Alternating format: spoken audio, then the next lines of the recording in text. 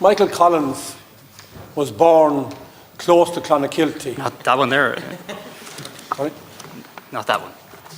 No. So where Fine Gael was born was close to Clonakilty, to the son of a farmer. Even though your government, since you've come into government for decades, you've done nothing but closing down farms around this country. You then go to Eamon de Valera, who was born in New York and was raised in Buree, County Limerick, again for Fianna Fáil. And again, we look across this government over decades, slowly taking out the people around the country. At one time, Fine Gael were seen as the Farmers' Party, which they are no more, and Fianna Fáil were known as the Workers' Party, which they are no more. You talked to the previous speakers about building houses and building things in Ireland. The discrimination of this government against people around Ireland is evident when you look at infrastructure. You look at where the money has been spent in infrastructure around this country, and you see that has been based, a lot of the money that's been spent has been actually within Dublin itself. So this government, as a government, is supposed to reflect the country for investment in infrastructure.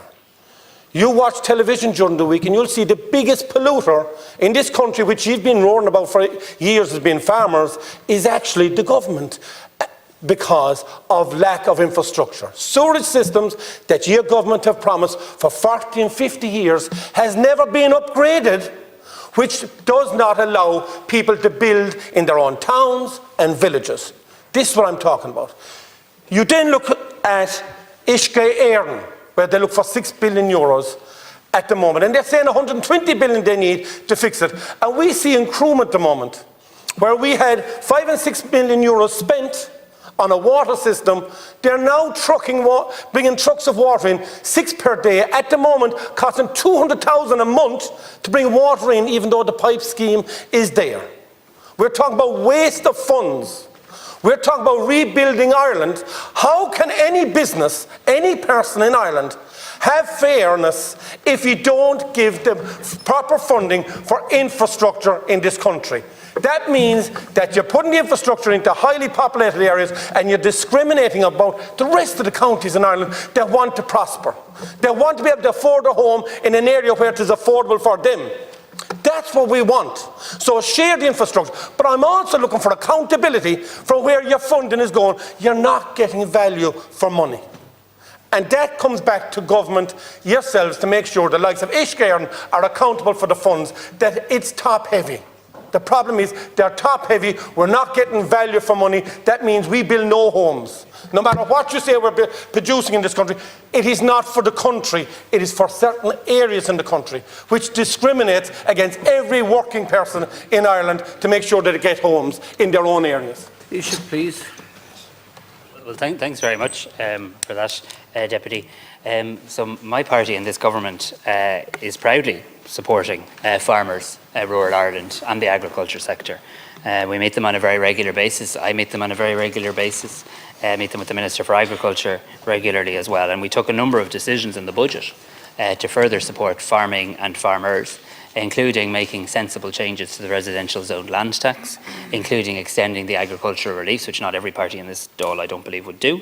As recently as today, at Cabinet, we established a commission on the whole issue of generational farming and how we can make sure, because one of the biggest issues I've heard as I visited marts and travelled around the country and visited agricultural shows, one of the biggest issues that I've heard is the importance of a farmer wanting to know that there's a future for the son or the daughter who might want to take on the farm.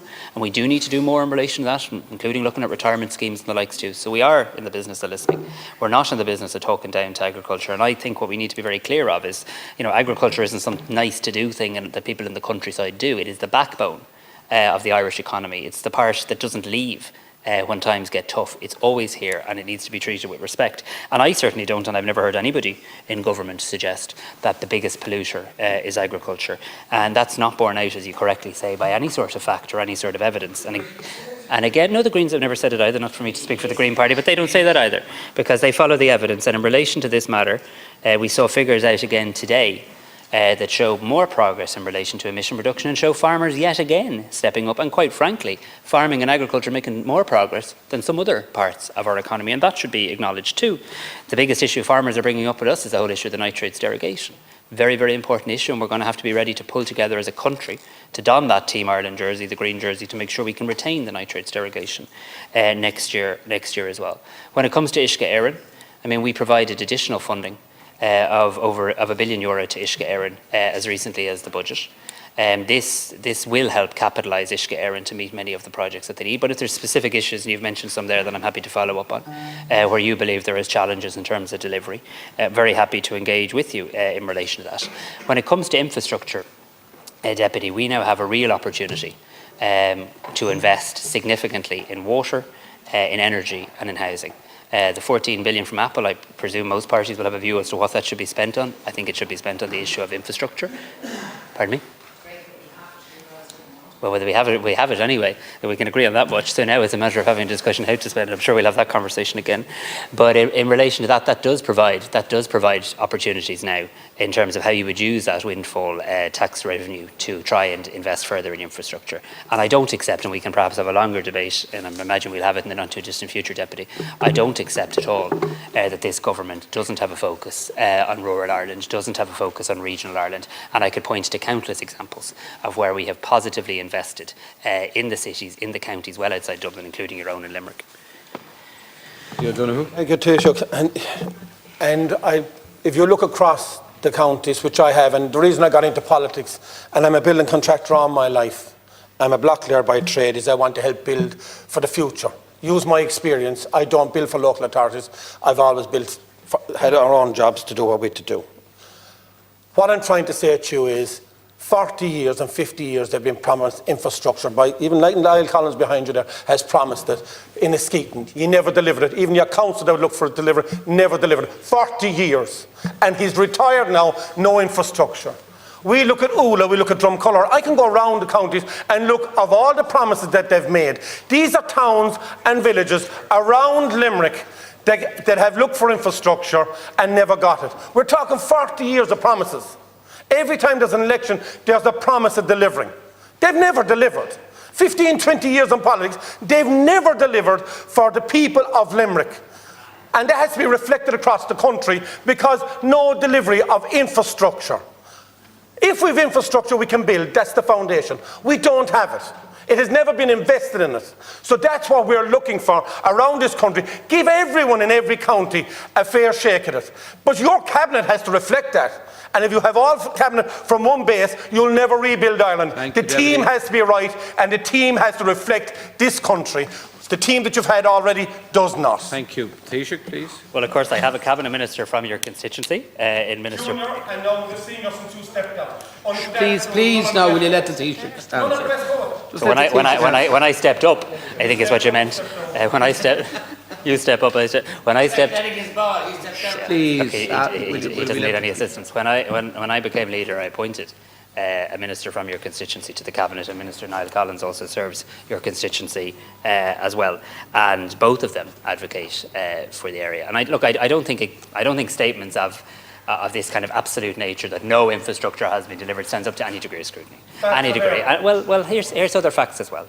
When I visit your county, which I visit regularly and intend to visit very regularly shortly, when I visit your county as well, there will be. I wish you well in it. There's many people who can recognise that there's progress that has been made in relation to infrastructure. In fact, there's probably not a part of Ireland that has greater levels of third level infrastructure per head of population than Limerick City and County, providing young people now with 3 universities, 3 in Limerick, providing an incredible, that's infrastructure. I'm sure you'd understand, did accept and agree with me on it. They're in your county of Limerick. Well, I presume Limerick City is part of your county, I think it is, yeah. So that's fine. In relation to Askeaton, the wastewater treatment plant is being advanced through Uisce Éireann by funding provided by this government, funding that you probably come into the Dáil and vote against when we tried to pass budgets. So look, you have a job to do. I wish you well in it. It's to stand up and say everything's terrible in rural Ireland. I don't believe it. I don't believe the people believe it, and I look forward to taking our case. Thank you very much, Taoiseach.